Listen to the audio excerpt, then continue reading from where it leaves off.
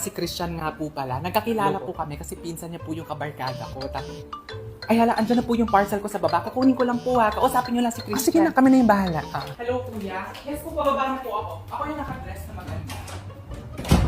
Christian, makinig ka.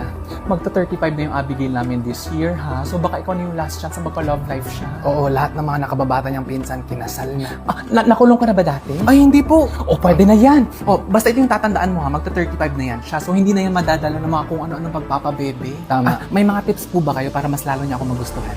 Huwag kayong magla-last full show sa sinihan kasi inaantok niyan pag mga 8 p.m. Oo, at saka kung magta-travel kayo, 1 o 2 locations lang per day, ha? Huwag yung para mag-amazing race kayo kasi trentahin na yan, eh. Mabilis na mapagod yan. Pag nasa loob kayo ng sasakyan, it's either hinaan mo yung aircon o magbaon ka lagi ng balaban. Oo, kasi mabilis nang ginawin yan si Abigail. At saka Christian, ito nga pala, may mga panahon na mainit yung ulo ni Abigail, ha? Especially pag bayaran na ng credit card, insurance, postpaid plans, at saka mga loans. Kaya medyo habaan mo yung pasensya mo sa mga panahong yan, ha? Sige po. Ay, higit sa lahat, huwag mo rin kalimutan magbaon lagi ng Cremil S Cool Relief, prone to heartburn at saka acid reflux kasi si Abigail pag nasobrahan sa kain o inom. Liquid format naman to at mabilis ang relief in as fast as 1 minute. Masarap pa. Meron din namang Cremil S Advanced in chewable tablet form. It provides relief for up to 12 hours. Both provide relief para sa heartburn at saka acid reflux, so the choice is yours. Salamat po sa mga tips. At saka mahal na mahal ko po yung anak ninyo. Ayaw ko yung nasasaktan yung puso niya. Ay, hindi naman sensitive yung anak namin. Oo nga, mas mabilis pang sumakit ang tuhod at saka likod niyan. Sige po.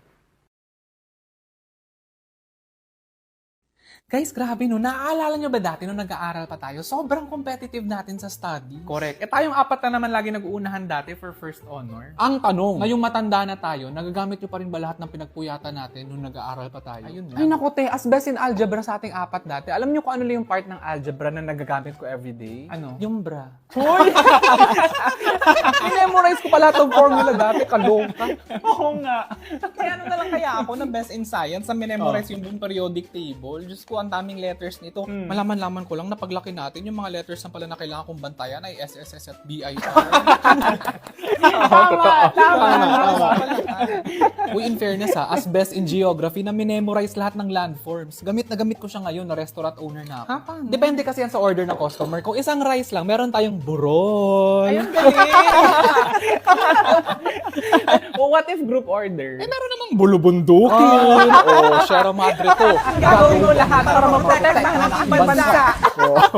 Uy, pero seryoso, alam niyo ba kung ano yung subject na pinaka-na-appreciate ko ngayong matanda na tayo? Homeroom. Oo, at saka TLE. Diyos ko, gamit na gamit ko talaga yung skills ko sa pagtahi ngayon. Ay, ako naman sa paglinis ng bahay. Ay, ako talaga sa hygiene. Kaya nga tiwala talaga ako sa Colgate Total. Wow, tell us more! Colgate Total kasi helps fight the root cause of oral care concerns like gum concerns, sensitivity, cavities, and more. Meaning, ito yung toothpaste that helps fight bacteria effectively para hindi na humantong sa top oral care concerns. Yan ang Colgate Total! Try nyo na rin. Ano ba yan? Nagutom tuloy ako sa pagbalik tanaw natin. Gusto ko magkanin. Eh, meron naman akong bundok dito. Kanin lang, walang ulam. O, edi gawin nating bulkan. Ay, oh! Ay, Clyde, oo nga pala. bakit? About dun sa report na ginawa mo, maganda siya. Okay. Although, can you do a final checking? Kasi may mga words kang ginamit doon na medyo paulit-ulit. So, nagiging redundant siya. Edi sorry kung ikaw yung mas magaling sa vocabulary. Ay, huwag ka na kasi mag-comment. Hindi. Nag-sorry na nga ako na hindi ako magaling. Uy, ano ka ba? Don't apologize. Just be better. Ay, hello? Eto na, i-double check ko na para maganda yung final outcome. Pre-redundant yun. Oo nga, final na nga outcome pa. Pareho lang yun. Okay, that's it. Meeting adjourned. Okay. Ay, guys, heads up ko nga lang pala na next week vacation leave ko na. So, I won't be around in the office for 3 days. Wow, sana all! Bakasyon lang. Lang kami may iwan dito para sa OT. Masyado kasi tayong dedicated, guys. Parang hindi ako nag-leave Bakit kayo mag-OT? Maraming workload. Tinatanong pa ba yan? So, hindi nyo kayang tapusin ng 8 to 5? Baka hindi dedication yung issue, baka efficiency. Ay, hello. Dati mabait yan eh. Ano pa nga ba? Lumabas yung totoong kulay. First page pala ng coloring book yan. Ay, ala narinig. Ay, malakas ba? Bulong nga lang ngayon. Ang totoo? Malakas. Happy lunch! Happy lunch, Jackie! Happy lunch! Ang tumbler ko, wala na naman. Uy, Sheena, stressed ka ba? Hindi. Bakit? Mukha ba akong Wala lang. Hindi yun. Jasper, anong klaseng comment yun? Huh? Yung wala nga akong sinabi. Eh, parang binibitin mo kasi siya sa sinabi mo, pinag-overthink mo pa. Alam mo, mabuti pa ang Jollibee Burger Steak. For me, hindi na ako mabibitin dahil mas pinalaki na ang Jollibee Burger Steak. Sulit talaga to for me kasi bukod sa bigger patty, mas pinarami na rin ang mushroom sauce with rice pa yan. Ay, wala, oo nga, no, napansin ko rin. Oo nga, papansin ka. Ha? O ayun, hindi na ako pinapansin ng mga friends ko. Wala naman akong ginawa sa kanila. Like, wala talaga. Biglaan lang nila ako in-unfriend. Ay, hala, ang sama naman nila. Mga kawawa ka naman. At saka di ba yan din yung ginawa ng mga dati mong kaibigan bago pa sila? Ay, lumipat ka na lang sa barkada namin. Ay, Diba, oo nga. sa amin ka na Oo, lang. sa amin Kami ka na lang na lang. maging friends. Yes. Hindi kami pala away. Lipat ka na sa amin.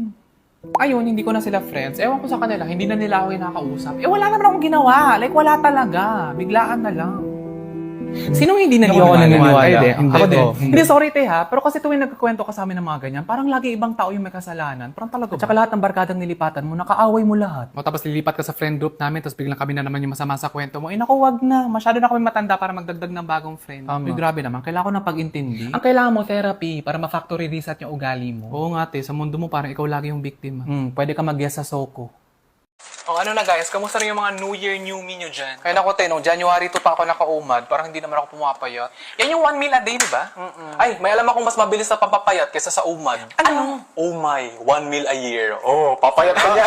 Hindi mo sure kung ano yung mauna, yung pagpayat o yung pagpanaw. Tapos biglang sasabihin na lang ng mga bisita sa lamay niya, ay hala, oo nga, effective pala talaga yung umad. Oo nga, she lost a lot of weight in her life.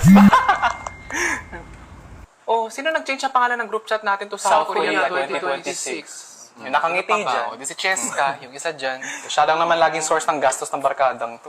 Sige na guys, mag-Korea tayo this year. Mag-ipon na kayo. Alam mo, sa totoo lang, dapat ang pangalan ng GC natin, GC Kasoho. Ha? Bakit? Kasi lagi lumilipad yung team natin. Ay,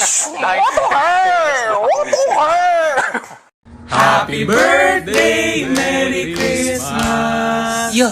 Happy New Year to you! Happy birthday! Ang tataas ng energy, tuwang-tuwa, porket lagi kayo nakakatipid sa regalo niyo sa akin, lagi niyong kinokomban. Malapit lang kasi yung birthday mo sa Christmas at saka New Year, kaya inisa na lang Alanganin namin. kasi. Ay wow, samantalang ako pag nagre-regalo ako sa inyo, iba-iba per occasion.